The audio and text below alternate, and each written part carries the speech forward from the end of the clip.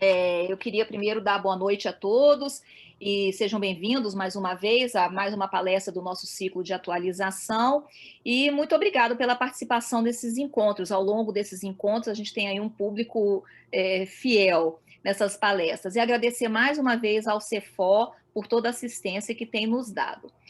Esse tema de hoje é um tema muito interessante de urgências e emergências psicológicas, porque é muito relevante, ele é um tema que ocorre com bastante frequência na nossa prática clínica do dia a dia.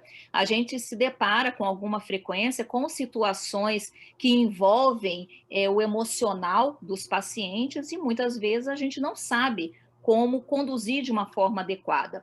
Às vezes, simplesmente ouvir o paciente já surte um efeito benéfico, mas às vezes a gente precisa atuar com mais energia, né? Precisa ser mais intervencionista, dependendo do caso. E aí vem a questão: como que a gente deve atuar nessas situações de trauma psicológico agudo? Como que a gente atua? Como é que a gente conduz um caso de um paciente que chega lá que foi vítima de uma violência, de um assédio, ou acabou de receber uma notícia da perda de um ente querido? Como que a gente pode dar uma notícia? Como é que a gente pode conduzir um caso de uma tentativa de suicídio no nosso serviço, que infelizmente não é algo incomum? Então, para falar sobre esse assunto hoje, nós estamos recebendo a psicóloga Virgínia Turra, a quem eu gostaria de agradecer imensamente, em nome do Departamento Médico, por ter Imagina. aceito o convite, por ter se disposto a compartilhar um pouco da sua vasta experiência profissional. A Virgínia, ela tem doutorado em Psicologia da Saúde pela Universidade de Brasília. Ela elaborou o trabalho de protocolo de atendimento psicológico em saúde orientado para o problema. Ela tem pós-doutorado na Universidade Católica de Brasília, com pesquisa em psicologia da saúde, religião e espiritualidade. Ela tem mestrado em psicologia clínica pela Universidade de Brasília, ela é docente da Universidade Católica de Brasília, é psicóloga do quadro permanente da Fundação Universidade de Brasília e tem experiência tanto em docência como em supervisão técnica, em pesquisa, coordenação de projetos de extensão e de atuação clínica. O foco atual da Virgínia são os temas ligados à psicologia da saúde. Então, eu vou passar a palavra para a Virgínia. Gostaria só antes de pedir para que todos deixem os microfones no mudo e falar que as perguntas poderão ser feitas ao final, daquele estilo de sempre, ou pelo chat ou levantando a mãozinha que a gente passa a palavra. Então, Virgínia, é com você. Alô, gente, é um prazer estar aqui e vamos compartilhar a experiência, né? Porque urgência e emergência a gente nunca sabe o que vai chegar, né? Então, vamos pensar junto, né? Vamos colocar as vivências que a gente tem junto, vamos propor soluções e isso é o mais importante. Na área da saúde, as soluções mais sustentáveis são aquelas que a gente pensa e pactua juntos. Então, vou passar aqui o material que eu gostaria que fosse disponibilizado para vocês, né? E a... Deixa eu ver aqui... Toma.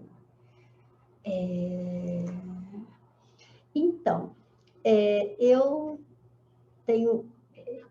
Pessoa que, depois de um certo tempo, para não falar a idade, a gente apronta demais, né? A gente... tal coisa, eu já fiz. Tal coisa, eu já fiz. Você já fez tudo? Não, é porque a gente teve muito tempo para fazer essas coisas. E eu atuei numa área que eu gosto muito, que é preparação cirúrgica, preparação psicológica para cirurgias, né? E então a clínica cirúrgica ela me encanta muito.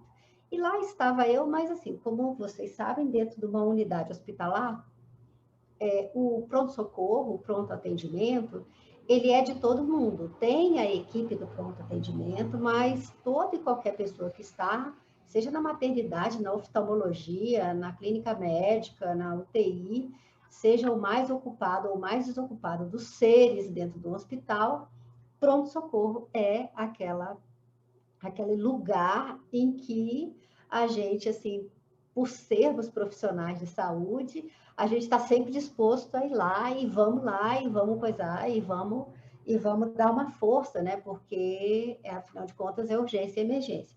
Então, nenhum serviço de saúde de respeito no mundo tem lá a equipe do pronto-socorro e o resto. Olha lá o pessoal trabalhando, né? Olha, não, a gente tem esse afã de ir lá, peraí, somos profissionais de saúde ou o quê, né? E eis que estava eu lá na clínica cirúrgica, lá, fazendo meu serviço, lá, fazendo as minhas anotações. E alguém falou, pronto-socorro, pronto-socorro, o que foi, o que foi? Eu já fui assim, né? Aí, pronto-socorro, demandou, você vai. Depois você pergunta o que é. E aí, lá, descendo as escadas, porque você não vai ficar esperando elevador nessa altura do campeonato. E aí, passando no corredor, o que foi, o que foi, o que foi? Ela falou assim, tem um homem armado lá no pronto-socorro. Eu falei, como é que é? Oi? Tem o quê? Tem um homem armado lá no pronto-socorro, precisa de você ir lá. Eu falei, para fazer o quê? Parou. Não, Virginia, porque você é psicóloga, vai lá. E eu falei assim, você quer que eu desarme um sujeito? Você é psicóloga. Né? Eu falei assim, bem... Não, e o pior é o seguinte, eu fiquei anos em hospital e nunca aprendi a lição de que o hospital não é lugar para sutilezas e, e piadas, né? Eu falei, nossa, é claro que tem que ser eu, né? Afinal de contas, na faculdade eu fiz iniciação ao desarmamento, desarmamento 1, desarmamento 2 e tópicos especiais em desarmamento, né? É lógico que tem que... Virginia, mas você é psicóloga, fala com ele. Eu falei, minha palavra tem poder, né? É igual a outra lá, que estava atendendo um adolescente, e me chamou para falar com ele que ele não podia fumar cigarro. Assim, quer dizer, eu falo, ele para imediatamente. Eu falei, gente, tem que chamar a polícia, né? O que você está falando? Chama a polícia. A polícia tem a capacitação para atender e desarmar uma pessoa, que foi o que aconteceu, né? Imagina se você vai achar que... Então, a primeira coisa que a gente precisa saber de urgência e emergência é que é preciso saber o que você faz e o que você não faz, né? A outra história, né? A gente está muito acostumado de ver o gatinho em cima da árvore, né? Estava eu lá e veio.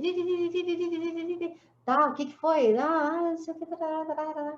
Tinha uma paciente, ela estava sem roupa, ela estava no alto de uma árvore e ela estava ameaçando se jogar dessa árvore, então era claramente ela estava num estado que ela tinha perdido o contato com a realidade e correu todo mundo, os bombeiros já estavam lá e ela falou, não, se alguém tentar subir aqui, eu pulo, e ficava aquela situação.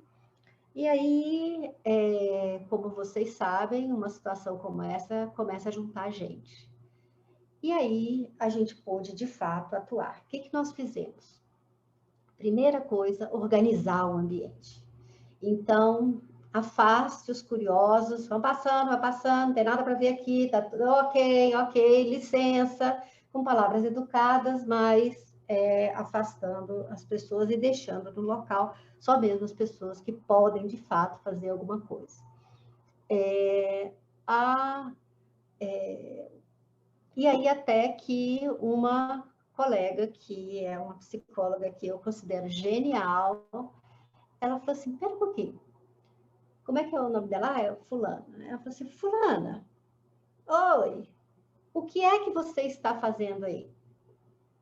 Aí ela falou assim, estou esperando meu namorado. Aí essa psicóloga, numa sacada genial, falou assim, ele já chegou, você não vai descer? Eu vou pedir para este moço bonito aqui ir aí pegar você, porque ele já chegou, ele está te esperando, né? É? E assim o bombeiro pôde pacificamente subir, tirar a pessoa de lá, e ela recebeu todos os cuidados, né, que eram necessários. Então, essas são situações que a gente tem. Né? Uma outra situação também, tem muitas histórias, pronto-socorro, muitas histórias. Uma outra situação, veio a assistente social, com um zoião do tamanho de 2 pires, assim, né? Vivi, eu falei, fala que eu te escuto, o que foi? Vivi, tem uma mãe doida lá no pronto-socorro. E aí eu falei, tá, eu vou lá. Não é ninguém armado, não, o pessoal não sabe o que faz com ela. Aí eu cheguei lá e a primeira coisa que eu fiz é colocar o biombo, né? Para você ter um mínimo de privacidade, né? E eu pedi silêncio, porque o pronto-socorro estava uma zona, e eu falei assim, pessoas, vamos fazer um pouquinho de silêncio aí, por gentileza. E aí, quando eu chego lá para ver do que se tratava, era uma mãe que tinha acabado de perder a criança, a filha dela, havia falecido no pronto-socorro, e ela estava com a filha no colo, e as equipes estavam achando que ela estava lá tempo demais, e que seria necessário agilizar o serviço, e aí chamaram uma psicóloga para que ela deixasse as equipes fazer o trabalho que tinha que fazer com uma criança que tinha acabado de ir a óbito. Eu fechei o biombo e eu falei assim, agora está comigo. Isso é uma outra lição do pronto-socorro. Alguém assume a situação. E aquela pessoa que assume a situação, aí a partir dali, você pode não ser chefe, você pode ser chefe, você pode ser... Quando você fala, agora está comigo, é o código para não interfiram aqui, né? E aí eu falei com a assistente social, avisa que eu vou ficar aqui quanto tempo for necessário. Aí a assistente social foi lá, eu e a assistente social, a gente tinha uma super parceria, né? Que é outra coisa de pronto-socorro, estabeleça parcerias. As parcerias são os que seguram. Eu fiquei 3, 4 horas lá, até porque eu também não estava contando o tempo, até que houvesse a possibilidade da mãe sair daquele momento extremamente traumático, mas e pudesse dar seguimento aos outros procedimentos que ia fazer. Quem de nós pode estabelecer o tempo para algumas coisas? Então, o pronto atendimento também tem uma outra visão de tempo. Você não necessariamente tem o tempo que é medido no plantão, que é medido no relógio, né? Fiquei 3, 4 horas lá, ficaria 10, se fosse necessário, né? Porque daquele momento em diante, o meu foco de atenção estava todo lá. E aí também vai uma outra coisa de pronto atendimento. O foco, uma vez que você estabelece o foco de atendimento, assim, nada pode te tirar desse foco. Então, são algumas histórias para a gente pensar, né? Algumas engraçadas, outras profundamente tristes, né?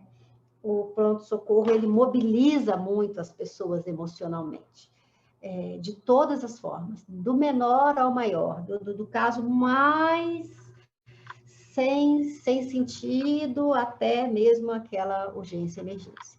E aí a gente tem, né, basicão, isso aí tá no manual, a gente já sabe, esses conceitos de urgência e de emergência. A urgência como sendo uma ocorrência imprevista de agravo à saúde, com, não é como, tá errado aí, com ou sem risco potencial à vida. Mas a emergência não. A emergência já está constatado que o risco à vida é intenso, o risco de morte iminente é intenso.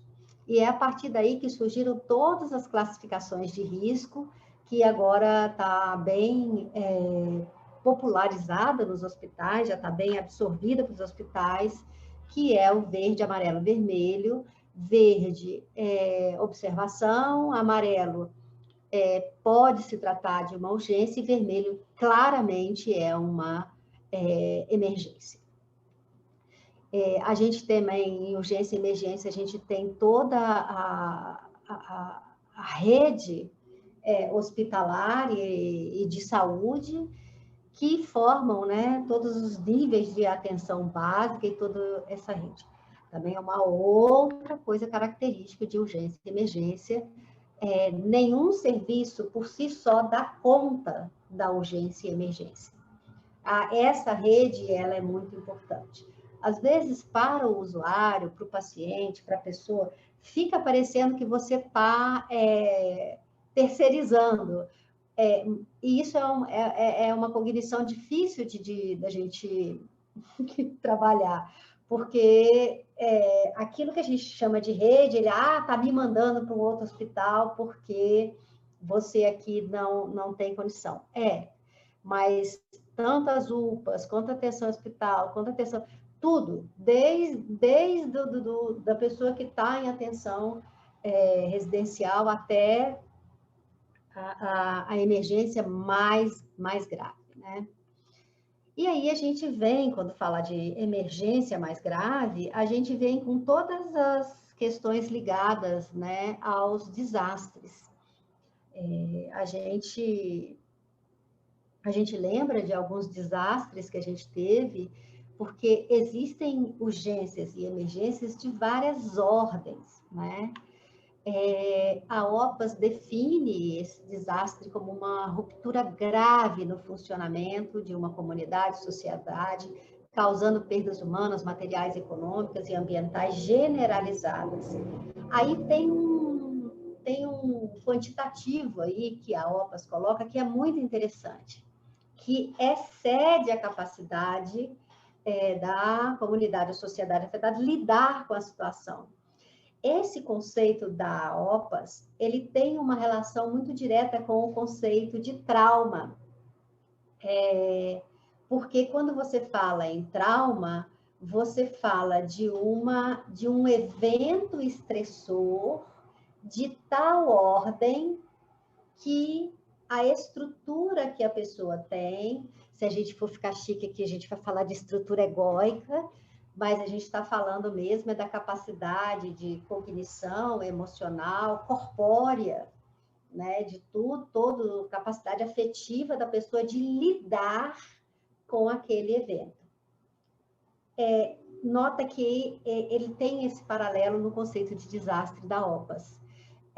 Você tem algumas coisas na vida que ninguém consegue ser preparado, como o caso da mãe, que acabou de perder a filha no pronto-socorro. A estrutura cognitiva, afetiva, assim, a estrutura da mãe, e olha que depois eu colhi a história, parece uma coisa tão seca, né? Mas eu a conheci melhor e, nossa, que pessoa, que estrutura, que resiliência, ela era muito, muito boa mãe, mas o evento, aí quando é perda de filho, a gente coloca assim, de infinito, né? É um evento grande demais para você lidar. É por isso que na literatura sobre resiliência, a gente tem a pergunta de $1 milhão, a pergunta que não quer calar, a pergunta que a gente não sabe responder. Como criar pessoas resilientes? O que eu vou fazer? Que tipo de exercício eu vou fazer com essa criança para que ela se torne um adulto resiliente? entendendo resiliência como a capacidade de coping, ou seja, a capacidade de manejar a situação e, de alguma forma, se recuperar a situação. Então, o coping, ele diz respeito a como você lida com a situação estressora. Gente, eu estou olhando para cá porque vocês estão aqui, tá? Como a pessoa maneja aquilo ali, qual é o estilão dela manejar aquele evento estressor, coping, enfrentamento. Eu achava que enfrentamento devia ser alguma coisa que dava pancada, mas não tem nada com pancada, com briga de rua, nada disso. Houve um enfrentamento ali. Não, não. Enfrentamento é uma palavra técnica de como que ela vai passar por aquele evento e depois a resiliência, que é a capacidade dela de se recuperar de alguma forma. Os estudiosos e algumas... Estou falando lá porque a minha estante está aqui. Tem boa literatura que falam de exercícios de resiliência, porque você tem duas pessoas, e todo mundo que tem irmão sabe disso, que estiveram ali na mesma família, passando pelas mesmas coisas, um se torna resiliente e o outro se torna, assim, pouco resiliência ou com um tipo de resiliência não adaptativa, né?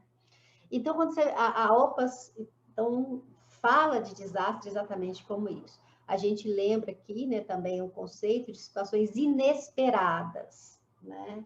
De fato. Isso também tem um paralelo com as teorias do desenvolvimento que falam de que existem estressores esperados e inesperados. Então, a criança vai crescendo, um estressor esperado é que, sei lá, ela vá lá e tenha algum estresse ao entrar para a escola, né, para ser o processo de socialização. Tem algum estresse em mudar de tia na escola. Tem algum estresse de um desafio, de um dever de casa, ou tem um estresse de aprender a perder no jogo com os amigos, né? E tem aqueles que são desesperados, então, assim, inesperados, né? A gente não espera que haja o falecimento de uma criança em tenra idade, né? Então, a gente tem aqui, eu peguei só alguns, tá, gente? Eu sei que desastres, né? A gente tem lá o 1961 em Niterói, né? Que foi um incêndio no Gran Circo, né? Foi o Pitangui era bem jovem, era um médico recém-formado nessa época, né? E eu lembro que também o doutor Juca, que é o médico que eu conheci e foi meu pediatra também, era estudante e trabalhou aí nesse... E ele me contava essa história, né, doutor Juca? Quem mora no interior, você tem uma relação com o médico, né? A gente tem do edifício Joelma, que é lembrado até hoje, também em São Paulo, um incêndio desastroso. Tem o elevado Paulo de Frontin também, que foi no Rio de Janeiro. Então, situações que são inesperadas, situações que excederam muito a capacidade daquela comunidade. A gente tem também lá em 98 a queda do Palace 2. Aí, em 98, a gente já tinha equipes de psicólogos para lidar com desastres, que não tinha nem em 71, nem lá. Já havia alguma possibilidade. No Palace 2, a gente tem relatos dos psicólogos atendendo as crianças, e como é que você atende criança? Por meio lúdico. E as crianças juntavam os bloquinhos, faziam os bloquinhos um em cima do outro, davam um tapa no bloquinho e falavam, caiu. Aí elas juntavam, aí davam um tapa, caiu. Elas ficavam naquele looping, né? Então, gente, essa característica que está muito clara nas crianças, também é preciso afiar, porque é uma coisa que a gente vai falar de afiar a escuta. A escuta, ela é uma grande intervenção. Ah, Virginia, fica lá escutando. Bah, bah, bah, bah, bah, bah. Calma. Ela tem algumas características, né?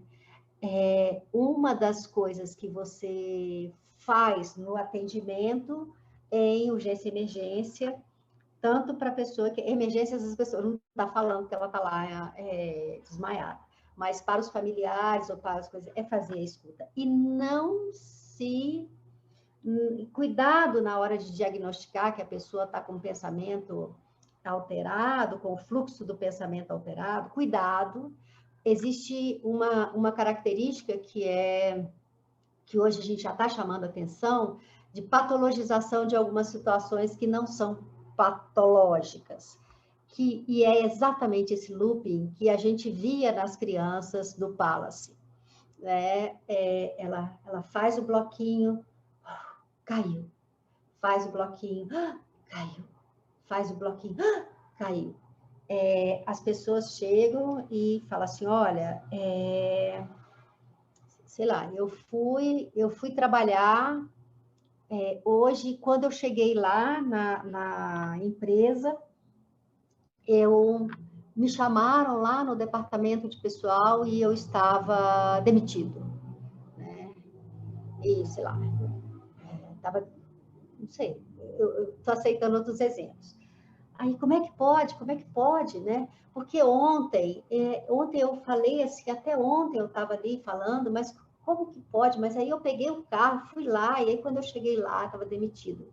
Mas assim, quando eu acordei de manhã, e aí o assunto fica em looping. Eu não sei se, assim, vamos compartilhar a experiência, né? Quando você escuta uma pessoa que acabou de perder um ente, ela conta e reconta, e reconta, e reconta, e reconta, como foi que ele adoeceu, no adulto quase que e você olha para os olhos dele, eles estão tentando assim lembrar dos minúsculos detalhes, mas aí na hora que ele foi para a UTI, ele ficou assim, veio a enfermeira viu a pulsação dele, aí viu assim, o braço dele estava assim, aí fica aquelas perguntas assim, será que ela viu direito a pulsação? Será que houve alguma negligência? Será que houve disso? Será que... É assim, não, mas espera aí, mas quando ele foi para a UTI, mediram a pulsação dele. Mediram a pulsação dele. Quando estava na UTI, medir a pulsação dele. Porque assim, quando ele deu entrada na UTI, o que fizeram assim, ele deu entrada, estava lá e mediram a pulsação dele. Mediram, eu vi a enfermeira mediu a pulsação, mediu a pulsação, mediu a pulsação, mediu a pulsação. Ela conta e reconta, ela conta e reconta. O que as pessoas normais falam? Ai, não, gente, já escutei essa história, para com isso, segue adiante. Isso a gente não pode exigir das pessoas uma escuta qualificada, mas nós, como profissionais de saúde, a gente não interfira nesse processo. Ele não é um processo patológico em si. Ele é uma característica de alguém que está passando por um evento traumático. A gente teve o acidente do Césio em Goiânia, a gente teve também do Césio em Goiânia, aquilo foi um festival de inadequações, né? Apesar de ter sido um pouco antes do Palace, de todos os sentidos, de todos os sentidos. O nível de exposição que teve, o acidente de Angra também foi que houve a contaminação da água de toda uma população, né? Milhões de litros de água contaminada. Também foi uma sequência de desastres, assim, não só desastres ambientais, mas desastres também de acontecimentos, né? A gente tem aí o Brumadinho, né, que foi o rompimento da represa, e aqui, gente, olha, aqui vem o Rio Doce, eu sou do Espírito Santo, desculpa aí, mas eu fiquei aos prantos quando foi um trauma para mim. E eu falava aqui em casa assim, mataram o Rio Doce, mataram o Rio Doce. Eles mataram o Rio. Eu fiquei no looping, o Rio Doce, mas mataram... Gente, é um crime. Eles mataram um rio. Como é que pode? A morte de um rio. Aquilo para mim foi um desastre assim de toda a ordem, né? Como para mim foi um desastre de toda a ordem quando a gente perdeu o cinturão verde de Brasília com o estabelecimento da cidade estrutural, né? A cidade estrutural cortou o cinturão verde e eu também chorei a tarde inteira, desculpa aí, eu sou emotiva no que tange a isso e pelas mudanças ambientais que viriam, como estão vindo até hoje, né? Também aí o Rio Doce, me dá um nó na garganta quando eu vejo essa foto.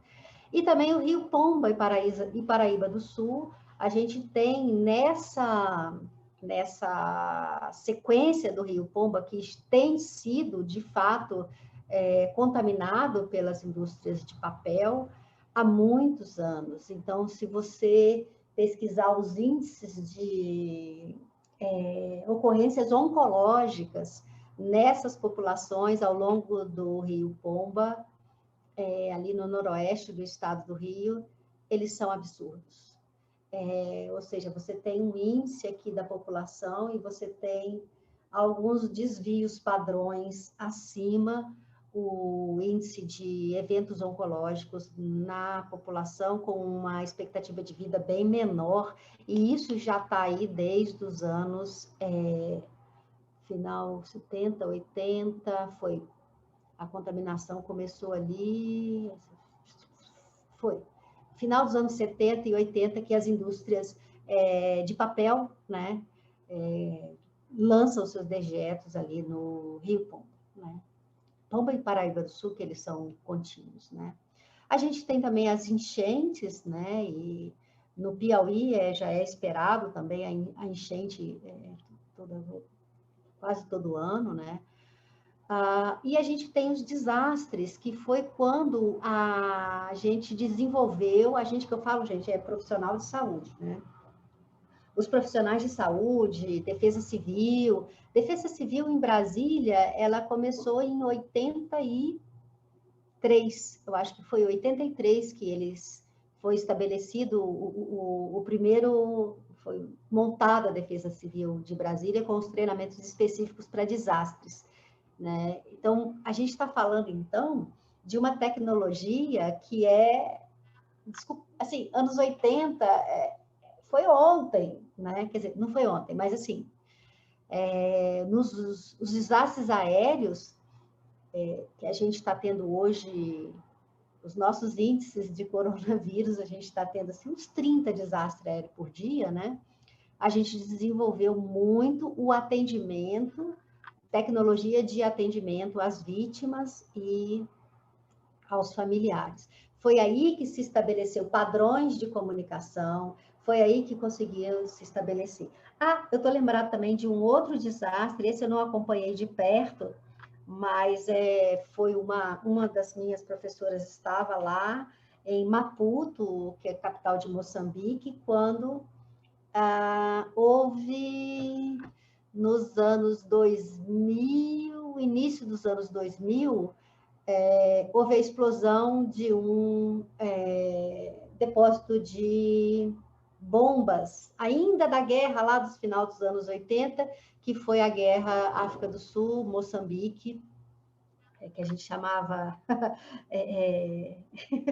a guerra cujo objetivo era destruir a estrutura de Moçambique, né?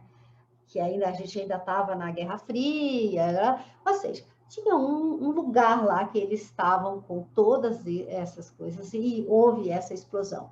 Também nesse desastre foi usada essa tecnologia que a gente já tinha trazido desses outros acidentes, que é setorização, imprensa, comunicação, criança, pegar não sei o quê, quem está aqui, quem está ali, e outras tecnologias. As epidemias e pandemias do Brasil também não são novidade da gente aqui. Essa está sendo bem complicada, né, em termos de combate, mas a gente já teve várias Fora aquelas, né? A saúva, a gente acaba com a saúva acaba com o Brasil. Então, a gente já teve várias outras. E a gente tem a nossa de hoje, né? Com essa curva absolutamente triste, frustrante dos casos aumentando. E eu aposto que cada um de nós já perdeu alguém, é muito conhecido. E aí vem todo o desenvolvimento, né, de como você comunica más notícias. Então, a gente viu aqui que nos desastres, a gente pode considerar que a pandemia hoje é um desastre, porque ela cabe em todas as quaisquer definições de desastres. As pessoas não estão preparadas para esse índice de perda que a gente está tendo. As unidades de saúde não estão preparadas, os profissionais de saúde estão se preparando enquanto fazem, e a gente consegue manejar alguma coisa, mas a gente não está tão às cegas como a gente estava nos anos 80.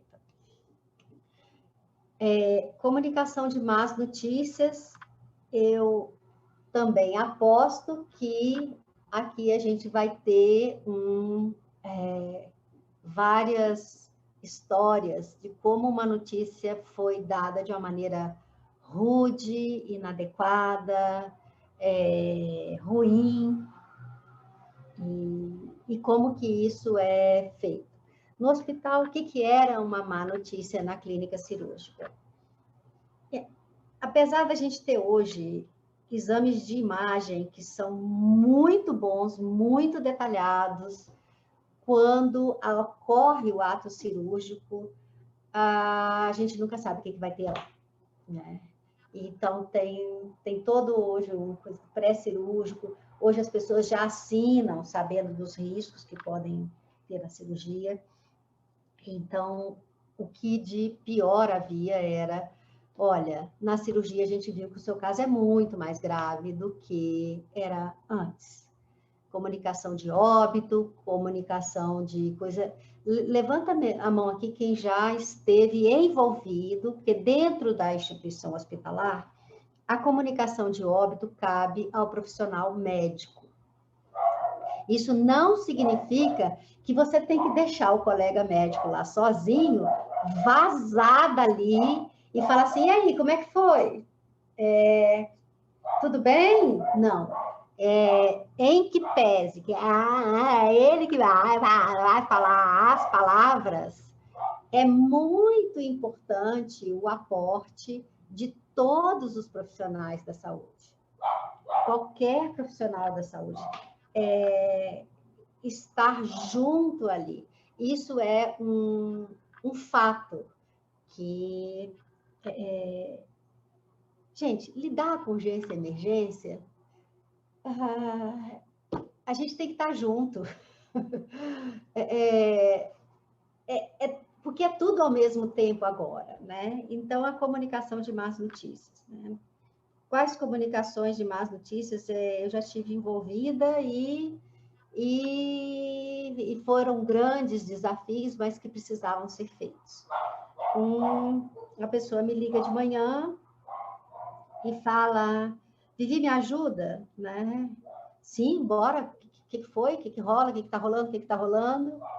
Fala assim, olha, um trabalhador da empresa X veio, que é uma das pessoas mais queridas aqui da empresa. Ele chegou um pouco mais cedo, ele pendurou uma corda no teto, ele se enforcou e eu estou aqui com a esposa e 2 filhos pequenos para dar notícia. Então, não era numa instituição hospitalar, era o que está acontecendo, o que houve, e aquilo a notícia precisaria ser dada para a esposa e para as 2 crianças. E aí? Aí a gente tem vários protocolos. Tem protocolo brasileiro, tem protocolo... Se você for pesquisar, você vai encontrar pelo menos mais uns 3. Por que que eu gosto do Spikes? Porque ele tem o básico do básico.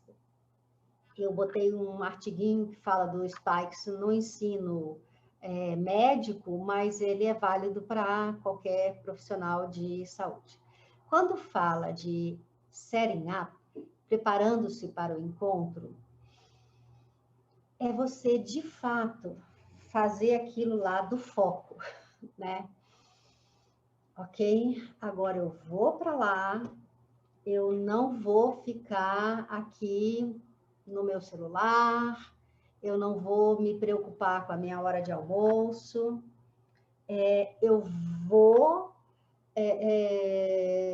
eu vou inteiro para lá.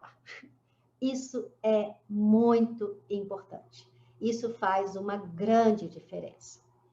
Porque você está dando notícia olhando o relógio, olhando coisa, olhando o celular, olhando coisa, olhando coisa. Blá, blá, blá.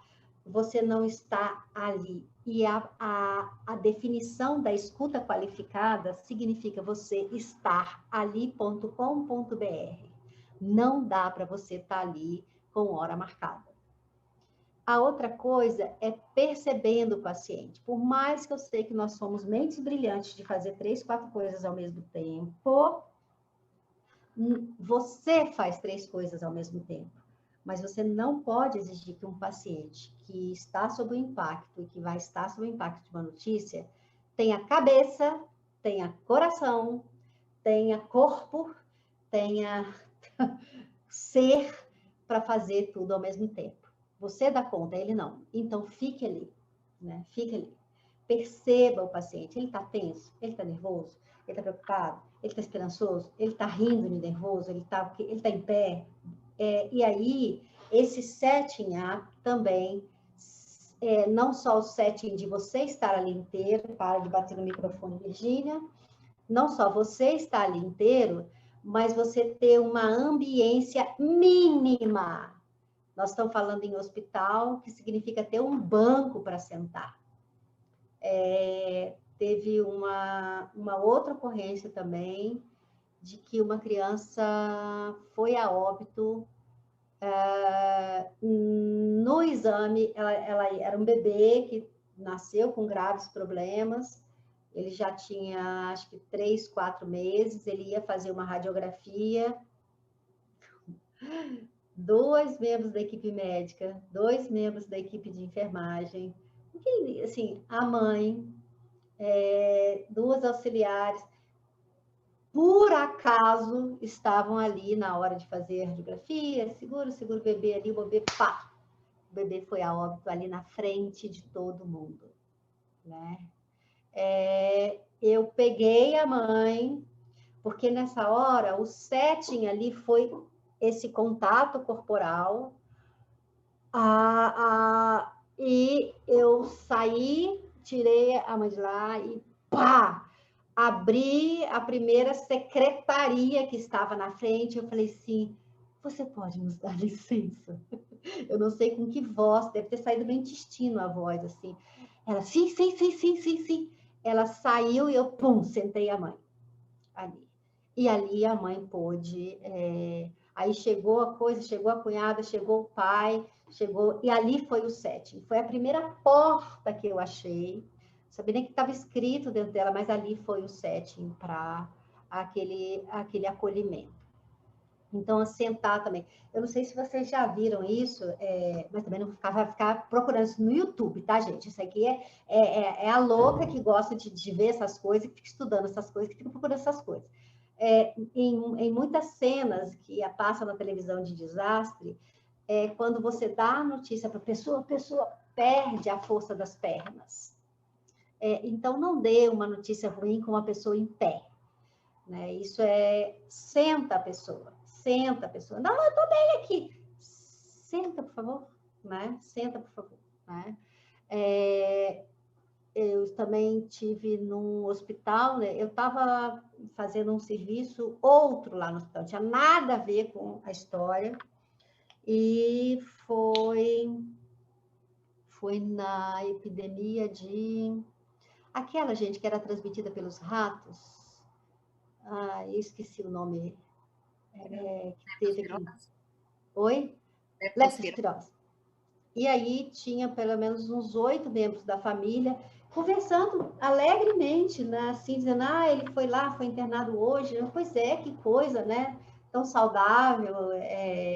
Tava ali as filhas, né? Eram mais ou menos 3 filhas adolescentes, a mãe, 2 irmãs da mãe, um irmão dele com a esposa. Sabe aquele negócio assim, ele foi lá, não, tá, ele foi internado agora. Vem o médico, acompanhado de 2 auxiliares, cada uma com uma bandeja na mão. Ele pega a esposa e dá a notícia ali no corredor, na sala de espera do hospital. Começou uma gritaria. E eu saindo do hospital com uma estagiária, eu falei assim, voltando, assim, não tinha como eu ir tranquilamente para o meu carro, né? Aí eu falei, olha, você estagiária pode, né? Ela falou, não, meu filho, tô junto. A gente foi pegar um adolescente no meio da rua. Assim, sabe, começou a andar, assim, eu pega delicadamente no ombro, vem. Aí era uma bandeja, assim, com um monte de medicação, você só via os copinhos, assim, bebe água. Medicou todo mundo ali. Não sei se foi a melhor conduta, não, mas foi o que foi possível fazer. Aí, peraí, não, estou aqui. Claro que o trabalho que eu tinha que fazer no hospital já tinha feito, né? Mas fazer o quê? Você vai deixar o povo lá assim, ó lá, ó, né? Então, isso é o setting up. Perceber o que está acontecendo. Gente, aqui está a família do cara, ali está não sei o quê. Eles vieram aqui, sabe assim, final de tarde eu vim aqui saber como é que vocês estão? Vamos lanchar, tomar um café aqui? Pois é, ele foi hospitalizado, não tinha nenhuma coisa de... temos mais... tá, desculpa. Então, peraí. E aí, a partir daí, você tem o convite para o diálogo, a transmissão das informações. Gente, a transmissão das informações, ela é passo a passo. É preciso, e aí por isso que o profissional médico é o cara adequado para fazer isso, porque ele fala de toda a evolução do quadro. E para isso, o conhecimento que tem que ter, o prontuário, ele tem que estar pleno ali. Você leva o prontuário, né? Mas ele precisa saber de como que foi esse passo a passo. E aí dar o espaço para expressar emoções. Gente, se você se incomoda com um grito, não vai trabalhar em pronto-socorro, não. Porque as pessoas gritam. E elas nem, às vezes, têm clareza que elas estão gritando, tá? E aí você resume e organiza essas estratégias. Aqui eu anexei como comunicar às crianças a morte de um ente querido por Covid. Isso aqui foi uma... Eu achei, das publicações que eu tenho recebido, eu achei essa publicação também que eu anexei uma das melhores. E aí eu queria que no final a gente compartilhasse as vivências, né? Porque você pode preparar tudo direitinho quando você abre ali, o pacote não é nada disso que a gente está falando, então a gente pode compartilhar essas vivências no final. E aí também a gente tem o problema dos assédios. Gente, não é assédio, conflito e gestão de conflito. Vamos botar isso no... Ter conflito é uma coisa... Eu gosto muito da fala de um pai, que ele... daquela rede de adoção de crianças, ele fala assim, gente, os problemas aqui em casa não é porque é adoção, não, porque é ser humano. Para de falar que os problemas de menino com a gente é problema de adoção, né? Não, é onde tem ser humano tem problema. E onde tem ser humano tem conflito, né? Então, o conflito não é assédio por definição. É assédio, sim. O conflito que seja disfuncional, que não seja produtivo, que seja competitivo, e aí vem as questões das humilhações, né? O grande lusco-fusco entre ser assédio e não ser assédio é que a gente tem visto, em termos psicológicos, que as pessoas consideram hoje a aprendizagem uma humilhação. As pessoas acham que aprender alguma coisa é humilhação. Na geração passada, aprender alguma coisa era um privilégio. Você ter um professor era um privilégio. Hoje, parece que aí vem as distorções cognitivas, né? E aí vem os tipos de agressão também, né? Que a gente já conhece bem, a gente tem as notificações de agressão e os tipos de vítimas de assédio. Para que eu botei esse tipo de vítima aqui? É porque na escuta é muito importante saber, pela fala da suposta vítima de assédio, que tipo de vítima ela é. Então, não estou falando para vocês duvidarem do assédio, não. Será que essa pessoa está assediando? Não, você está ali, você tá na escuta. Não é papel da gente que faz. A escuta é classificar como... a gente não é detetive nesse caso. Mas o tipo de vítima que vai determinar o tipo de intervenção. Porque se você está com uma vítima vingativa, que vai buscar vingança, a gente... ela pode usar tudo que você está falando para elaborar a vingança dela. Então, nessa hora é melhor só escutar. Então, a gente pode ter um encontro só para falar desses tipos de vítimas, né? E também os tipos de assédio ascendente. Não é só de cima para baixo, não, tá, gente? É de baixo para cima também. Eu já conheci uns chefes que sofreram assédios dos seus subordinados. E aí as intervenções. Nota que tem uma ligação muito grande lá com o Spikes. Você vê o tempo e o momento de fazer a intervenção na equipe. Você ter consciência de quem você é esse estar. Isso faz parte daquele setting do Spike. Você desenvolver essas habilidades e competências e ter um diagnóstico do contexto do problema. Para isso, você não pode escutar só uma pessoa. Produção de resiliência, aí vai a pergunta de $1 bilhão, como fazer pessoas mais resilientes, né? E a lei de garantia de direito e promoção de saúde, que isso aí é o básico do básico, eu não acho que num órgão como a Câmara vocês tenham direitos que sejam que sejam violados os direitos. Estou falando daqueles direitos assim, como eu passei 3 anos sem tirar férias, por quê? Porque não, né? Por que não? Aí, quando eu mudei de local, eu fiquei quase 1 ano, porque eu tinha um monte de férias acumuladas e já estava para processar o órgão, né? E por aí. A crise suicida, essa vai exigir da gente um pouquinho mais, né? Porque você precisa ter noção do que está acontecendo. Primeiro item da crise suicida, avaliação. Você não pode, você precisa ver o grau dessa crise, da chamada crise suicida. E aí a gente tem essa intencionalidade suicida. Como é que você pega isso? Anamnese, escuta, deixando a pessoa de fato falar, para que você tenha esses elementos aqui, não necessariamente o que é desencadeante é proporcional à motivação, né? Depois a gente tem as primeiras providências, que é imediatamente manter o paciente seguro, né? A gente, quando tinha crise suicida na UNB, a gente falava assim, lá vou eu ficar aqui até 10 horas da noite, né? E é isso mesmo, manter esse paciente seguro, impedir o suicídio, chamar os familiares, usar psicofármacos. Tem uma psiquiatra que eu adoro ela fala assim, olha, eu não sou de medicar não, mas quando eu medico, eu medico. Eu medico, eu interno a pessoa. Então, também não vamos desprezar a questão da internação, porque a internação pode, às vezes, ser um único recurso para você manter esse paciente em segurança. E aí, depois vem, na primeira semana, todas as providências após a crise, né?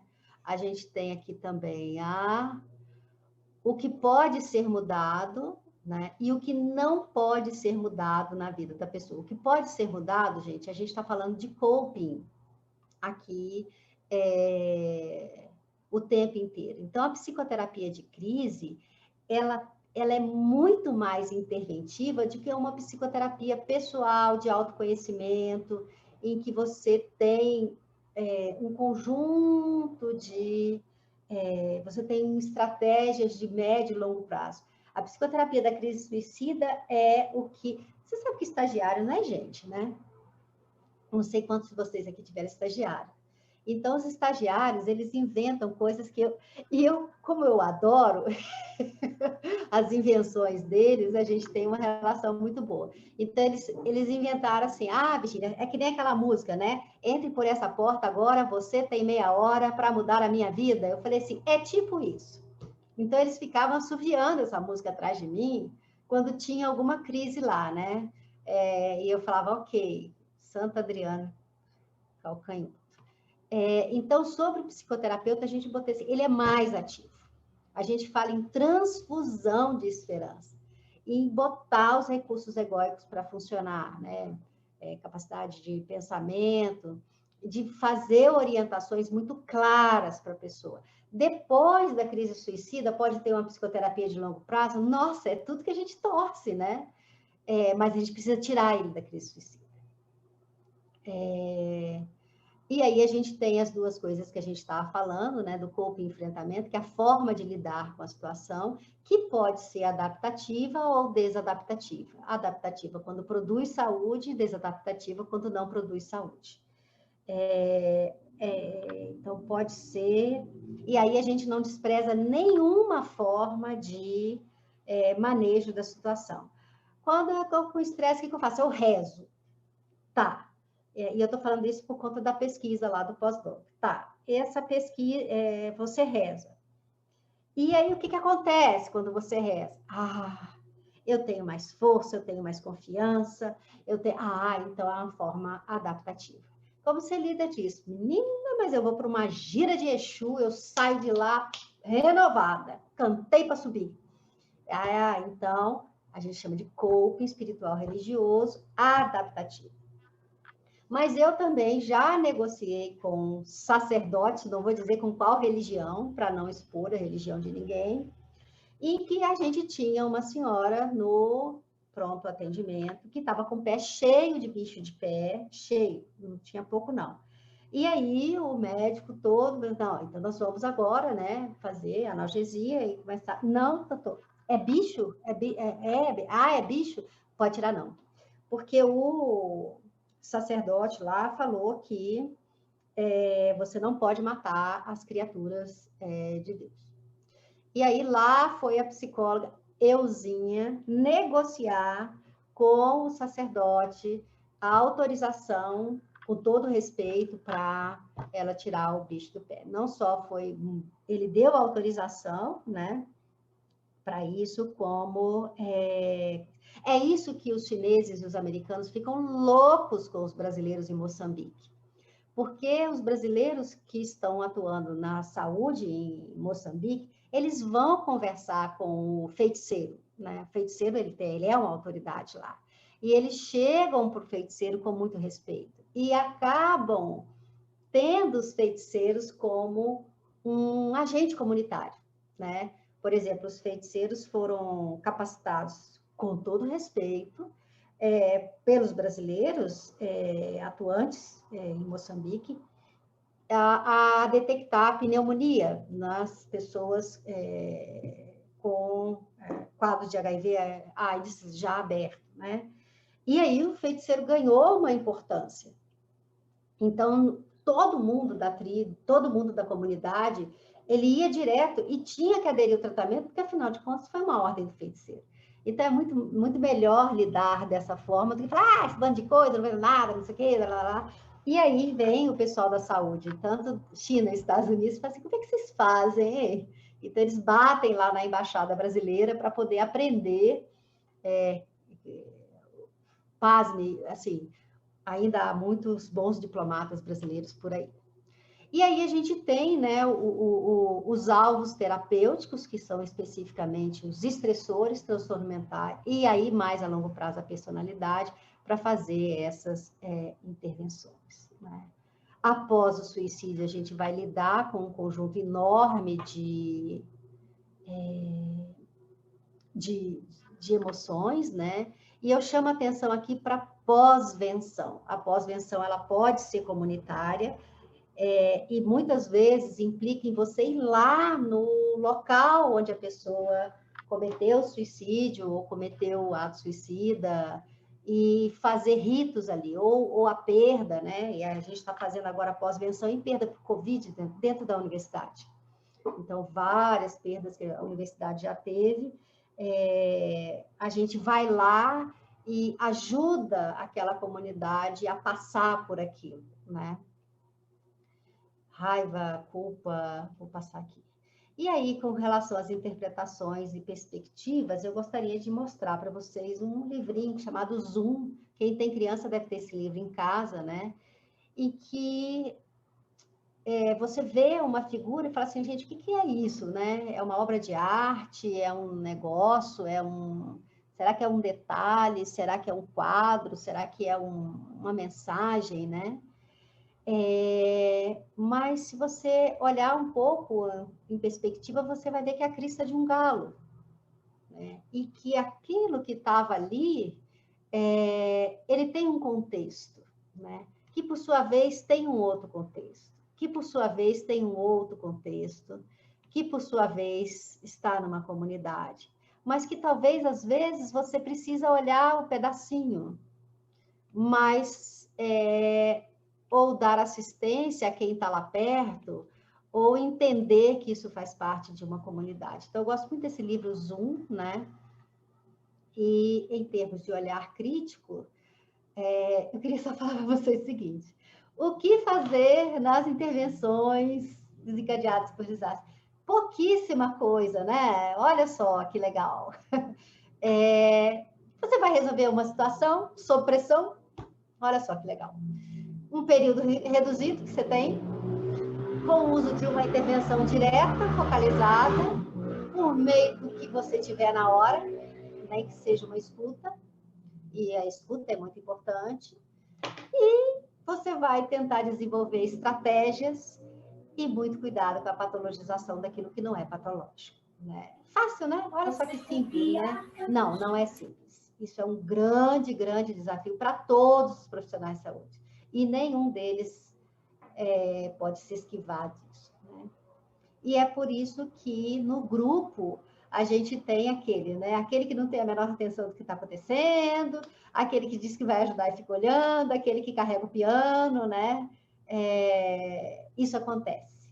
Por isso, entre a expectativa e a realidade, né? A gente precisa desenvolver uma boa comunicação, né? Para você saber exatamente o que está acontecendo. E aí, a pactuação do fluxo, se tiver que gravar uma coisa de tudo ali, pactuação do fluxo de atendimento do serviço, né? Manejo dessas interfaces, o que está no micro, o que está no macro, e ter sempre uma avaliação, chame isso de happy hour, reunião de equipe, avaliação, bora conversar, fala que eu te escuto, eu não sei, mas a equipe tem que estar, isso dá uma respirada nesse fluxo de atendimento. Eu peço desculpa que eu já passei um pouco aí do tempo, né?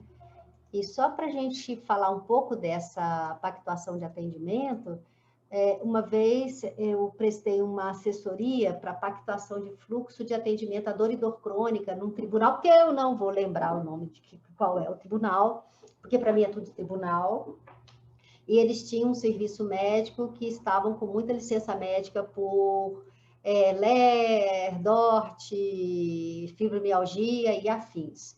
E aí foi muito interessante porque a gente juntou toda a equipe, a gente foi estudando a dor e dor crônica juntos, e aí ali, não, então a gente vai ser... Aí foi bacana, o trabalho foi muito bacana, e aí foi pactuado o fluxo. Ele vai fazer isso, o primeiro a receber vai ser esse. E a pactuação do fluxo em urgência e emergência é o que a gente tem de recomendação, né? Falei mais que pobres na chuva. Eu queria também escutar a experiência de vocês.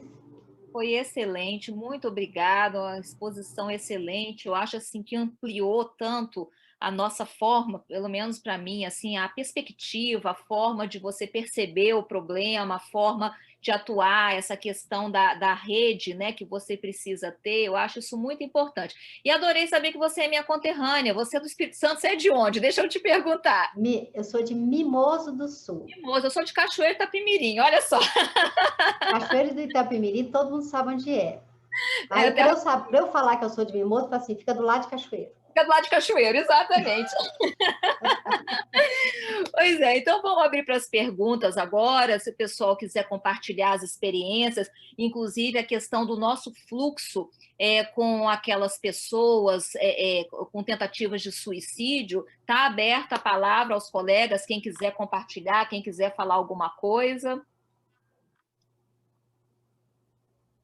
Eu queria fazer uma pergunta para a Virgínia. Sim, Kellen.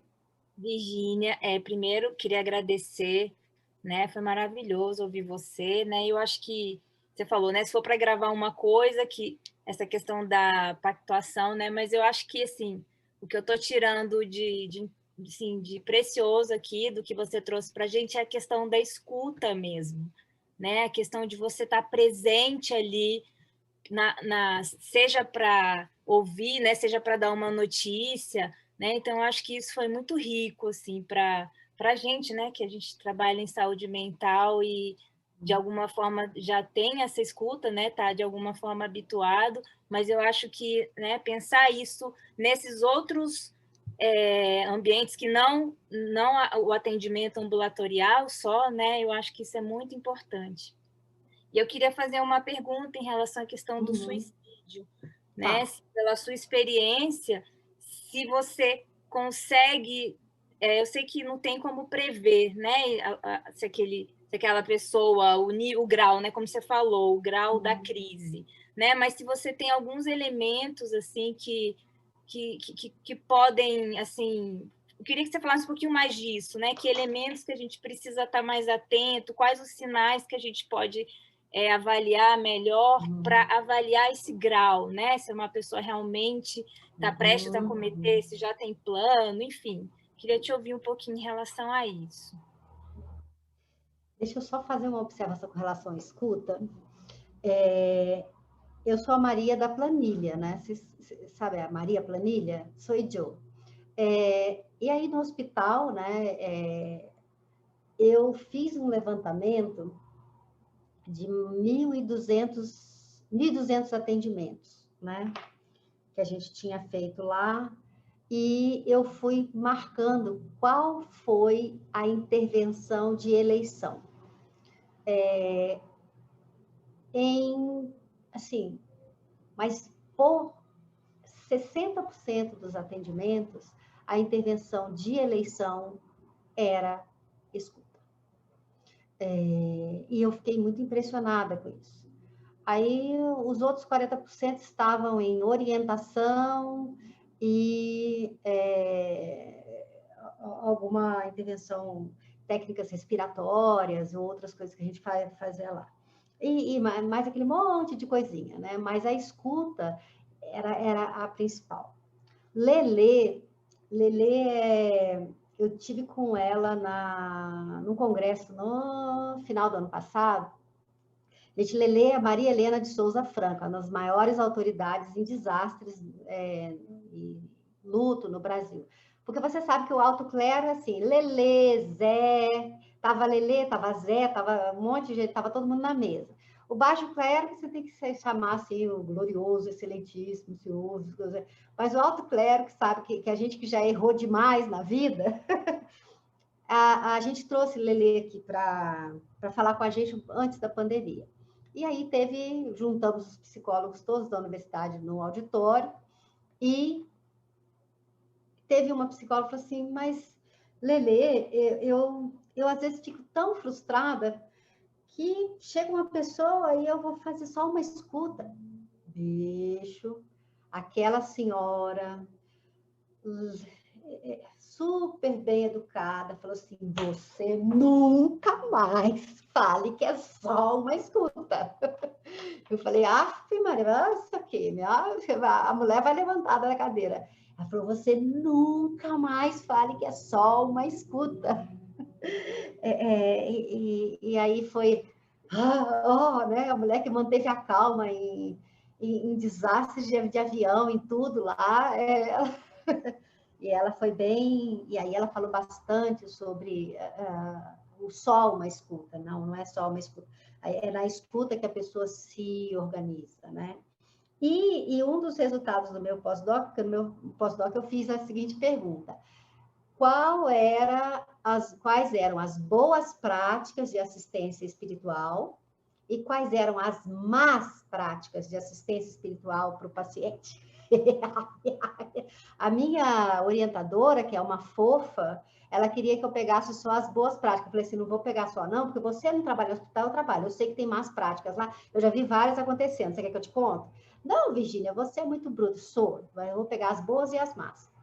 E na minha pesquisa, a melhor prática de assistência espiritual foi a escuta.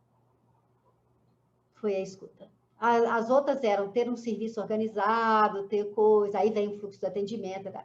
E a pior prática de assistência espiritual era, de fato, aquelas que levavam a pessoa a se sentir culpada por estar doente. Né? Tá vendo? Você está aí na cama com alguma coisa errada que você fez. Não lembro o que é, deve ter sido na vida passada. Então, essa, de fato, a pessoa caía, né? E com relação ao grau de suicídio, é preciso mais de um olhar. Porque nós já tivemos o desprazer, o desconforto de termos pessoas que falaram, mas eu estou super bem, eu estou ótima. E você lidar só com a fala da pessoa e a pessoa ter crise suicida logo em seguida.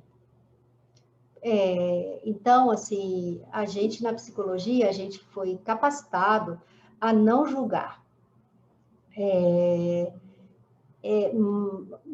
Não é julgar assim, eu quero saber se essa pessoa está falando a verdade mesmo. Não é ser detetive, mas é escutar quem está perto, escutar os amigos. Por isso que o terapeuta tem que ser diferente, não dá para ser o terapeuta de consultório. A psicologia da saúde é uma outra coisa. Não é uma psicoterapia clássica. Você precisa escutar, e você pode escutar na frente da pessoa. E às vezes o familiar fala assim, Vivi, vem cá, né? Vamos ali no banheiro comigo? E você precisa falar, não se interfira na minha relação com o meu paciente. Perigo, perigo, perigo. Você precisa escutar como é que ele tratou a diarista, como é que ele tratou a faxineira do prédio, como é que ele foi... por exemplo, a faxineira da enfermaria, eu sabia quem estava traficando maconha em McDonald's para dentro da enfermaria. Porque era ela que lidava com o descarte, né? Então, assim, você precisa escutar essa coisa. Aí sim, você vai ver se tem um risco mais próximo ou não. Nos casos de grande perda, quando o familiar está muito alterado, esperneando, creio que o ideal é deixar a família extravasar e só depois tentar fazer alguma intervenção. Quando ficar mais calma, tentar acalmar e escutar, certo? Sim. Eu fui a uma... Teve um óbito de uma criança, né, que foi um óbito... Foi uma história muito ruim. Muito ruim. Muito ruim mesmo. A criança faleceu diante da mãe e da avó, que estavam se sentindo assim, que estavam cuidando da criança e foi foi uma cena horrível, horrível, horrível. E no funeral da criança, a família estava muito desesperada. Estava nesse estado aí. Estava na gritaria, estava na coisa, durante o funeral lá. Pré-pandemia, tá, gente? Que agora a gente tem pré e pós-pandemia, pré-pandemia. E foi aí que a intervenção, eu falei assim, gente, por favor, licença, por favor. Vamos cantar para fulaninha? Quais músicas que ela gostava? E aí alguém começou a cantar uma canção de ninar, né? E aí foi acalmando, a música acalmou. Então, tem algumas intervenções, né, que de fato você pode deixar extravasar. Eu fui chamada na enfermaria, que tinha uma menina de 16 anos que dava dando trabalho, ou seja, ela estava chorando. A menina com 16 anos estava numa cadeira de rodas, ela estava tendo perda sabe aquela bainha de mielina? Que na criança a gente fala assim, já levantou a cabeça, já coisa, sabe? Que vai mielinizando, aí ela vai tendo... Ela estava perdendo aquilo, ela estava assim, ela não conseguia nem se coçar. Ela estava conseguindo falar alguma coisa, né? E ela estava chorando, e era aquele choro assim, sabe aquele choro de que não consegue nem abrir a boca para chorar, né? Aquela coisa. E aí o pessoal da enfermaria começou a brigar com ela, eu falei, parou! Então, algumas vezes você tem que fazer uma intervenção dessa. Nossa, Virginia, não te vejo fazendo isso. Bicho, eu faço. Eu com jaleco, crachá azul, falo, parou! Tá comigo? Com licença, tá comigo? Licença, licença, licença, ok, obrigada. E aí eu sentei na frente, aquelas escadinhas de subir, sentei, segurei, botei minhas mãos aqui e eu falei, pode chorar, pode chorar. E a menina chorou uns 40 minutos. E aí a enfermagem chegava, eu só fazia assim. Como você tem aliança com ele? Me dê dinheiro, mas não me dê intimidade, né? Não faria isso. Você faz assim. Tá bem? Por quê? Por que isso? Porque isso é aliança do cotidiano, tá, gente? Eu não vou fazer um negócio desse para uma enfermagem que eu não conheço, que eu já não tenho conversado, comido um pão de queijo com ela na lanche, contado histórias, saber o nome dos filhos dela, sabe? Ela, né? Ai, bebê. Será que você sabe? Tá lá as psicólogas lá. Então, assim, há uma brincadeira, mas isso aí é o nosso cotidiano, tá? E aí a menina coisou, e aí, sim, gente, uma menina de 16 anos que está com a perspectiva de passar o resto da vida dela presa na cadeira de rodas sem poder movimentar, deixa a menina chorar. Então, tem alguns casos que dá para deixar. E tem outros casos que você faz. Não, peraí. Teve um outro caso também que a pessoa começou a entrar em óbito, chamou a família estava em volta Essa foi ótima, porque eles não queriam deixar entrar porque não estava no horário de visita. Aí, o seu Manuel, coitado. O seu Manuel era... Vocês já viram aqueles guardinhas da UNB? Seu Manuel, chinela havaiana, tava lá, sabe, dedão do pé com a encravada, com curativo. Eu falava, seu Manuel, lá vem a senhora, doutora. Que eu tirava, eu tiro o crachá e dou para ela. Eu me responsabilizo. Não precisa me dar o crachá. Seu Manuel, tá bom, pode levar. E aí levava, a família ficaram em volta. Cadê o padre que não chega? Para dar a unção dos enfermos. Cadê o padre? Que não chegava de jeito nenhum. E aí estava eu lá, eu sou padre, por acaso, tem moral, tem religião, moral para fazer algum rito, não vou fazer isso, não é meu papel. E aí eu perguntei, tinha alguma música que ele gostava, tinha alguma coisa? Aí alguém começou a cantar as músicas da igreja, e aí dali puxou uma Ave Maria, ali puxou um Pai Nosso, e aí ele morreu cercado da família, fazendo orações, e cantando as músicas que ele gostava. Uma outra criança também que entrou em óbito, começou aquele desespero, essa gritaria, materializou-se um violão lá, me pergunta de onde que aquele violão veio, não. Apareceu lá um violão, e aí eles começaram a cantar as músicas de criança, né? E o menino, era um menino de mais ou menos uns 11 anos, entrou em óbito, depressão respiratória, aquela coisa assim, e ele morreu com a mãe, com o pai, com a equipe de saúde ali, todos abraçados, fazendo carinho nele, e ele morreu. Morreu em paz, né? Então, assim, precisa avaliar, né? Pode parecer difícil, mas encontrar com o paciente que está com Covid não é nada fácil, principalmente se ele tem um comprometimento pulmonar ou algum outro indício que pode se agravar. O paciente, em geral, fica tranquilo na hora, mas evolui com intensa ansiedade, principalmente perder alguma família por mim. É verdade, é verdade.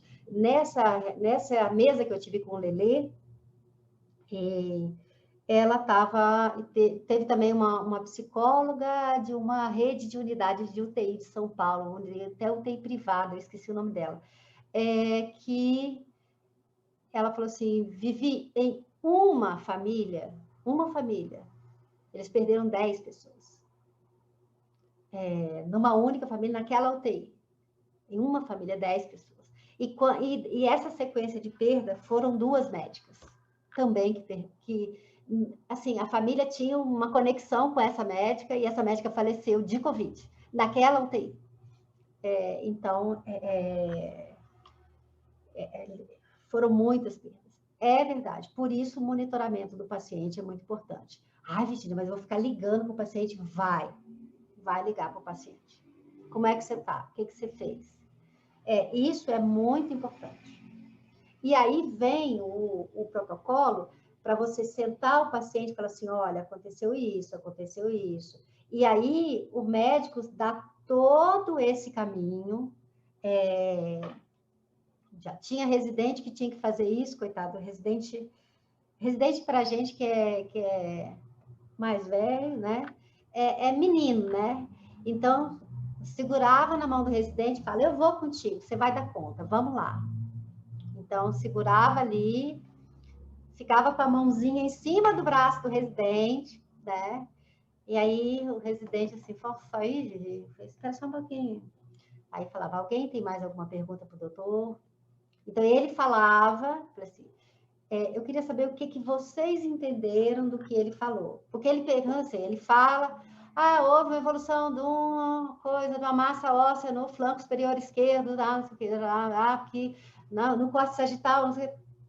Aí fala assim, aí entenderam todo mundo? Uhum. Falei assim, o que vocês entenderam? Que é o cancro, né, doutora? Aí eu olhava para o residente e ele falava,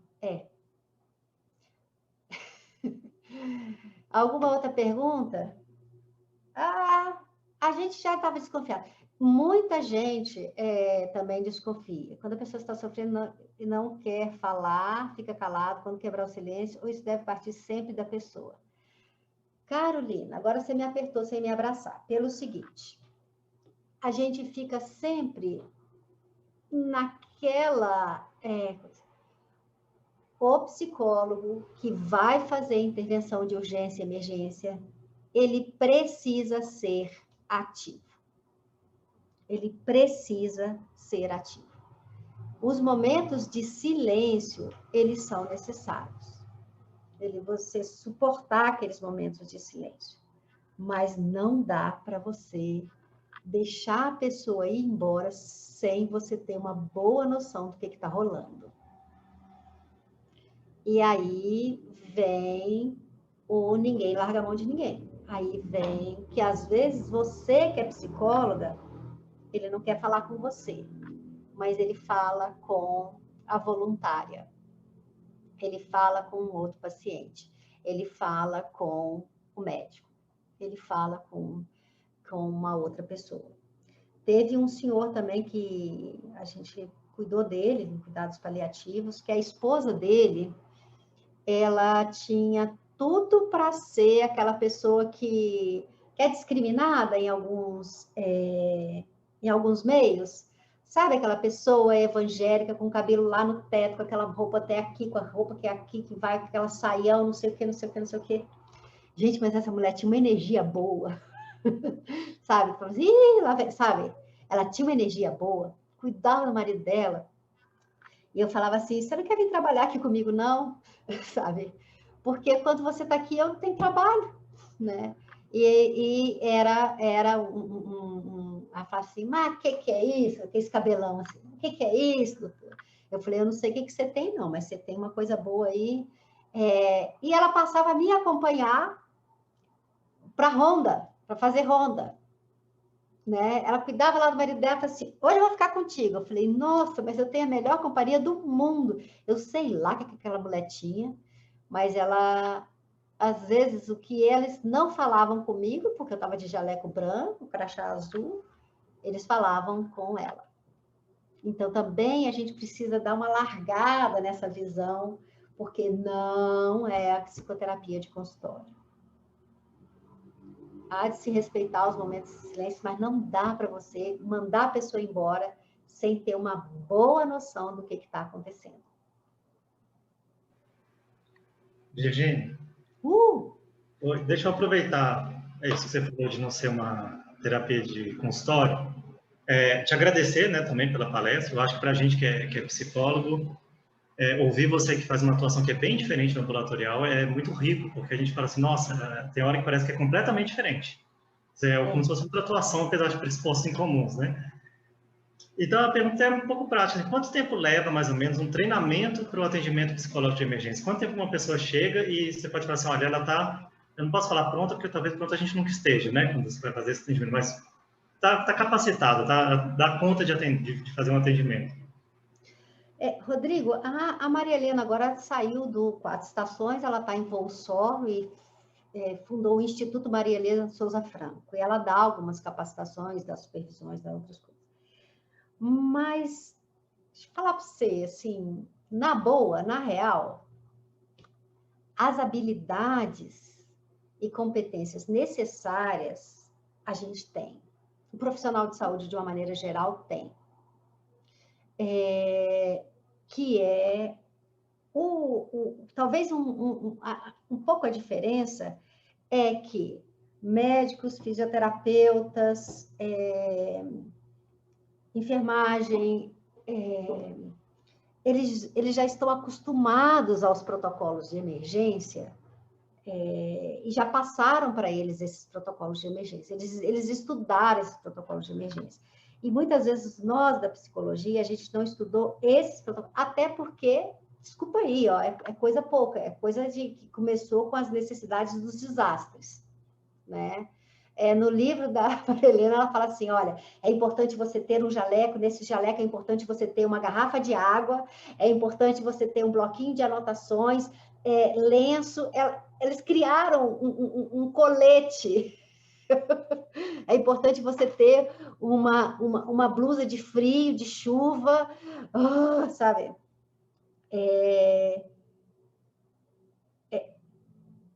Eu acho que vai, assim, mas aí, Rodrigo, se eu estiver falando alguma besteira, você, por favor, assim, gente, vocês não precisam concordar comigo, tá?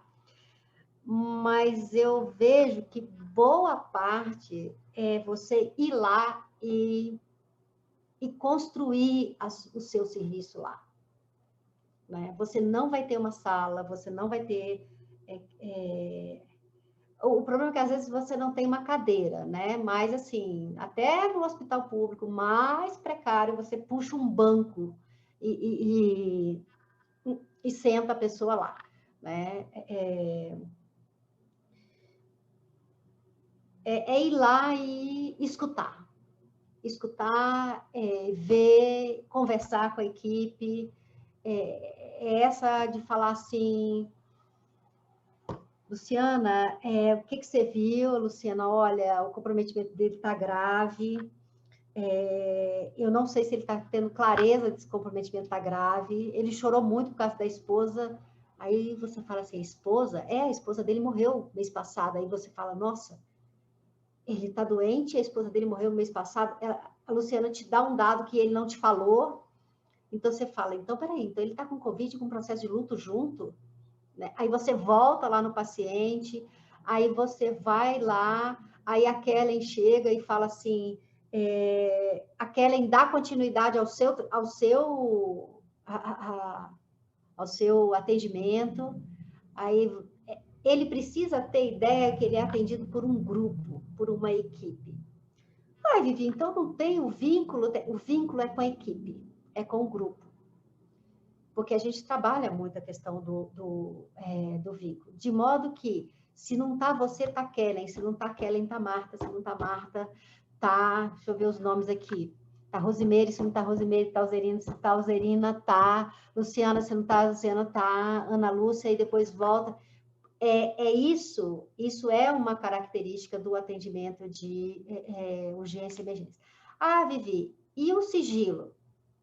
Existe, principalmente no psicólogo. Deixa eu dar alguns exemplos, né? Deixa eu dar um exemplo, não, vou dar 2 exemplos. Um que foi um desastre e outro que foi bem sucedido. Eu comecei a atender, veio a queixa. Esse homem não para no leito, ele vai não sei o quê, tá bom, eu vou lá avaliar. A primeira coisa que você faz, a gente chama de avaliar. Avaliar, você vai lá ver de qual é. Exatamente, você vai. Bora lá, ver o que é. E isso a gente sabe, né? Aí fala, olha, boa tarde, eu sou Virgínia, sou aqui. O que está acontecendo aí? O que está... Ah, doutora, eu saio para fumar, né? Ah, tá, E aí eu fui lá ver isso aqui, fui e apurei que ele era um detento, ele era do sistema prisional, ele estava na enfermaria, a informação que ele era do sistema prisional, estava em cuidados paliativos, era uma informação que a enfermaria não sabia. Bicho, falar para você, se eu solto que esse homem é um detento do sistema prisional, ele nunca mais vai ser bem tratado na enfermaria. Ah, Virgínia, onde é que está a ética? Devia estar, né? A gente devia ser... Porque quando sabe, aquilo ali é fogo morra acima, água morra abaixo. Hospital é um negócio seguinte. Uma informação dessa roda 3 blocos hospitalares em 4 segundos. E nunca mais ninguém vai olhar para esse homem do mesmo jeito. Então, o que eu fiz? Fui dar uma devolutiva para a equipe que estava com queixa. Aí eu cheguei lá, e era inclusive a equipe de enfermagem você trabalha assim, gente, mão dada. Eu trabalhava tão junto com a enfermagem, com o serviço social, que rolou uma fofoca de que eu estava namorando a assistente social. Como eu não desmenti, como é que você faz desmentir dizer que você não está namorando a assistente social, né? E aí eu falei, deixa rolar, deixa fofoca, né? É o esporte nacional. Aí ela falou assim, pois é, Virgínia, mas minha esposa já tá com ciúme de você. Eu falei, agora complicou. Então, pelo menos para sua esposa, você vai dizer que eu não tenho nada contigo. De tão junto que a gente trabalhava e articulava as coisas. Mas aí eu cheguei lá, porque no caso foi a equipe de enfermagem. Isso também, a gente dá satisfação para a equipe. Eu falava assim, gente, o negócio é o seguinte, esse homem tem quantos anos? Tá com 69. Qual que é o quadro dele? Virgínia, o quadro dele é grave. O que ele está fazendo aqui? A gente sabe, né? Que ele está aqui em cuidados paliativos, talvez ele não vá nem operar. E você quer que ele fique aqui o dia inteiro olhando para sua cara? Né? Aí você faz assim, olha, o que ele faz de manhã? Ele vai, aí eu também já tinha apurado a rotina dele. Assim, olha, ele vai, ele levanta, ele toma banho, chuveiro quente, chuveiro frio, ele não tá nem aí, toma banho. Ele troca de roupa, ele arruma a cama, ele arruma o leito dele, ele fica paradinho esperando você, toma o café dele, escova o dente, espera a medicação e vai lá para baixo. Deixa esse homem lá para baixo, gente. Ele não tá aqui na hora da medicação? Tá. Ele não tá aqui na hora do almoço? Tá. Para de implicar com ele. Libera ele para ir lá para baixo. E claro que eu escrevi no prontuário isso, né? Por quê, gente? Porque é um presidiário que passou, assim, a vida, praticamente toda a vida no sistema prisional. Ele estava no hospital, queria para debaixo de uma árvore, ver o horizonte de Brasília e fumar o cigarro dele, que nessa altura do campeonato fazia a menor diferença, porque muito provavelmente ele não ia para a cirurgia, porque a cirurgia tem que parar de fumar uma semana antes, porque senão não cicatriza, papapá. Então, assim, você vai administrando. Esse foi um sigilo que eu mantive e foi bem sucedido. Nós tivemos uma outra paciente, não foi atendida por mim, eu soube disso depois, que eu fui ver, tinha uma risadinha, né? Aí eu cheguei e falei, o que está rolando? Virginia, você acredita que aquela paciente que está lá em cuidados paliativos por um câncer de colo de útero, ela é virgem? Eu falei assim, e o que te interessa se ela é virgem ou não? Né? Porque me dê dinheiro, mas não me dê intimidade.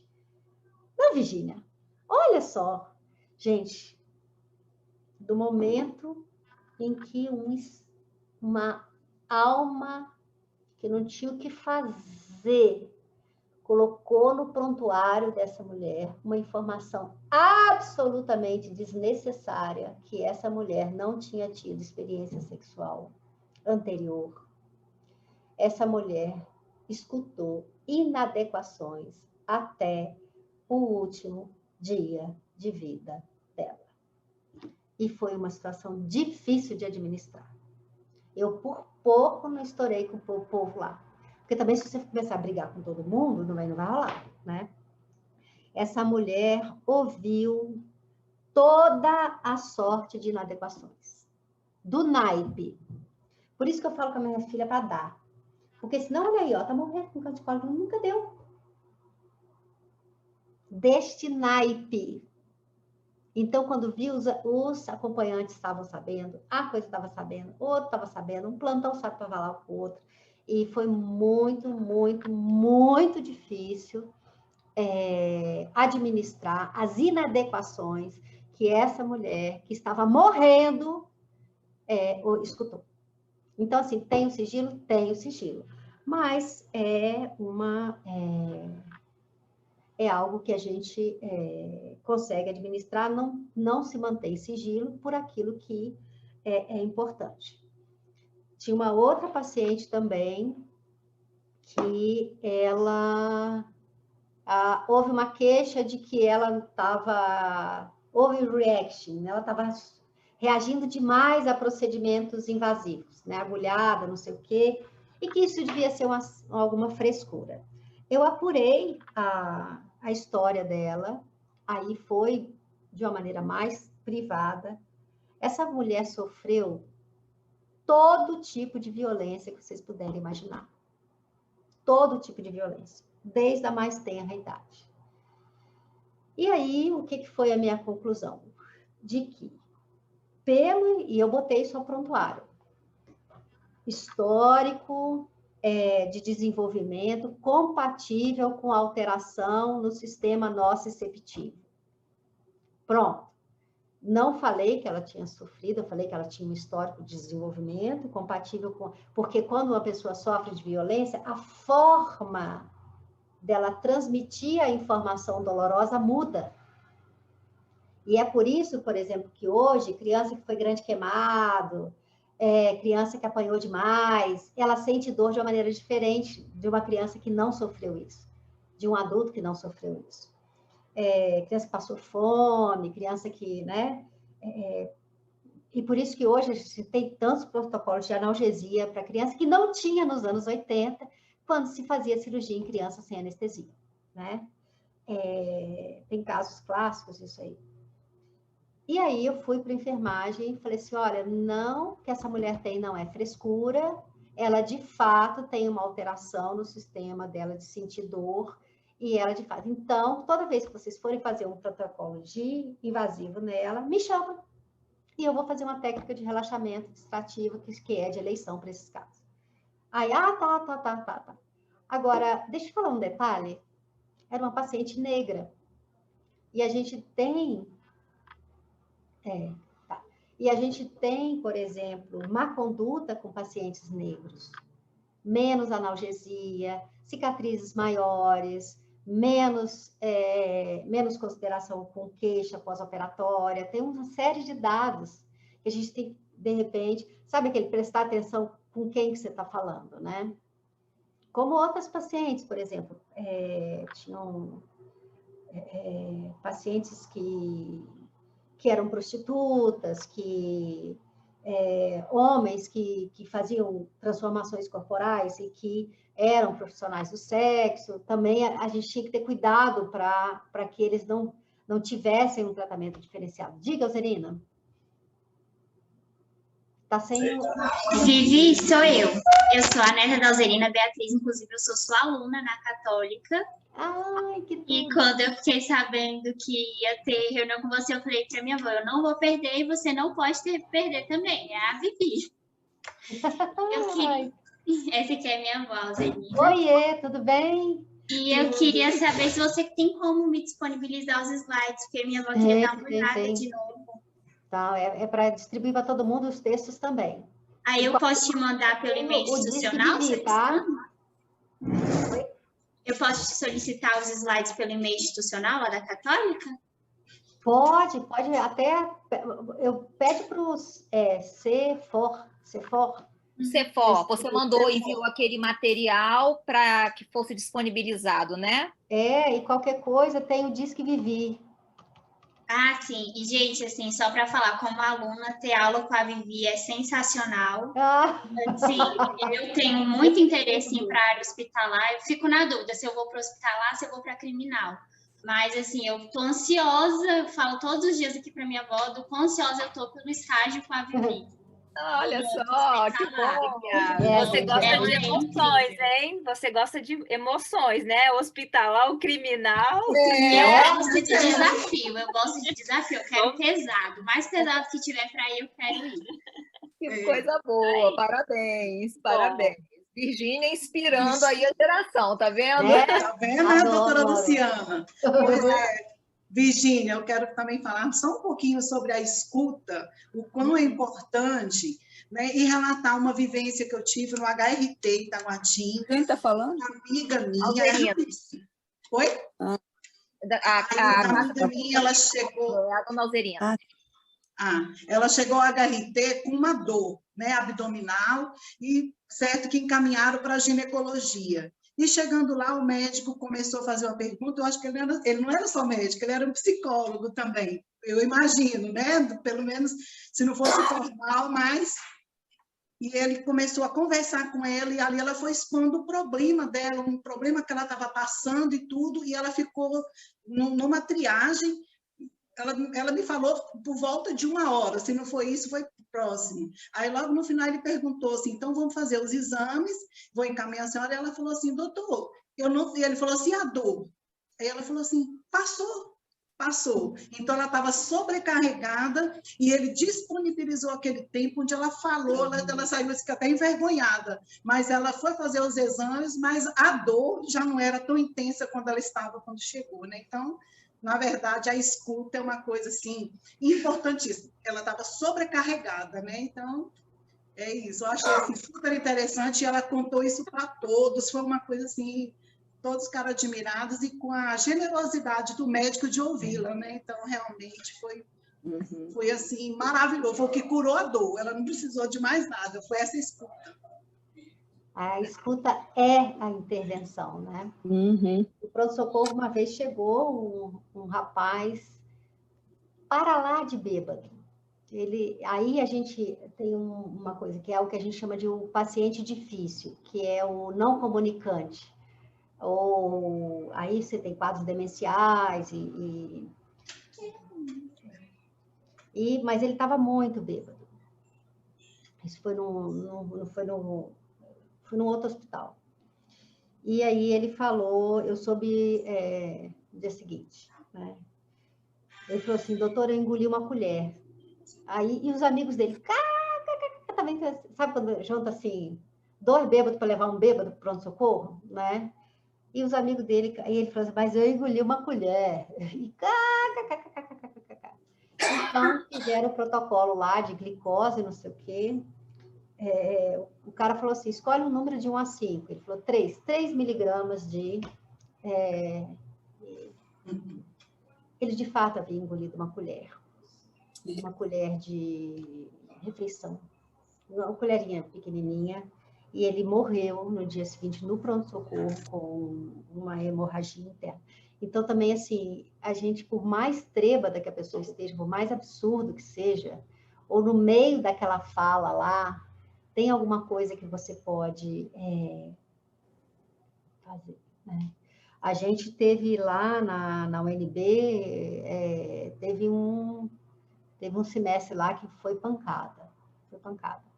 Foi de pegar menino lá fora, sabe? Foi de esconder menino que estava ameaçado de morte debaixo da mesa, foi de sair todo mundo correndo, porque ia... Nossa, gente, eu tava fazendo psicoterapia de consultório, de um paciente com transtorno obsessivo-compulsivo, e diagnosticado, medicado, lá. Ele andava assim, porque nada podia tocar nele. E assim que ele foi chegando lá na clínica escola da UNB, eu escutei no meu ouvido assim, nós vamos fechar agora, porque nós estamos com ameaça homicida.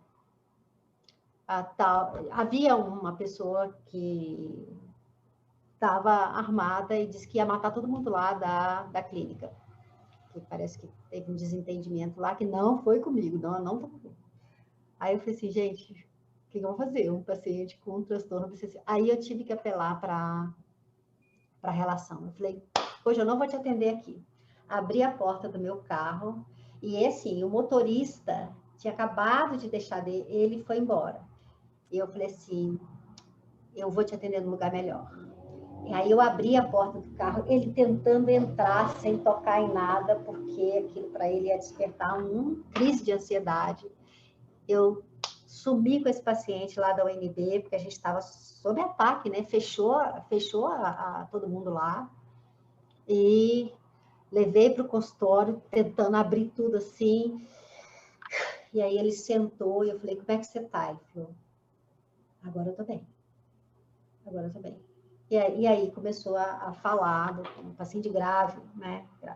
Eu falei assim, meu Deus do céu, eu botei um paciente dentro do meu carro, saí correndo com ele, mas eu não podia chegar para o paciente com um transtorno grave de ansiedade e falar assim, hoje não vai ter sessão, que nós estamos para receber uma pessoa aí que está vindo para cá agora, a gente chamou a polícia, a gente chamou o bombeiro, nós vamos fechar o centro, agora vai sair todo mundo aqui, porque a pessoa vai matar todo mundo que está aqui, e provavelmente ela vai ser presa aqui. Então, hoje a gente não dava para falar um negócio desse para o paciente, né?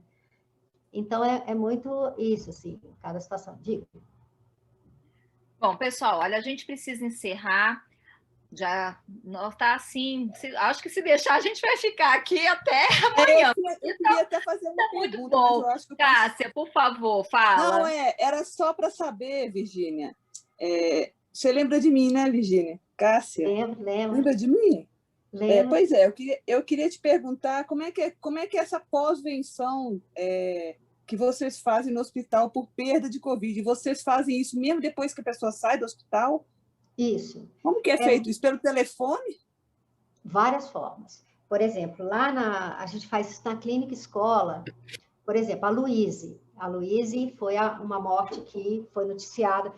Vocês sabem das mortes, gente, que são anunciadas na UNB, mas você não sabe o tanto que a gente sabe. Teve um semestre lá que foram 145 internações de emergência.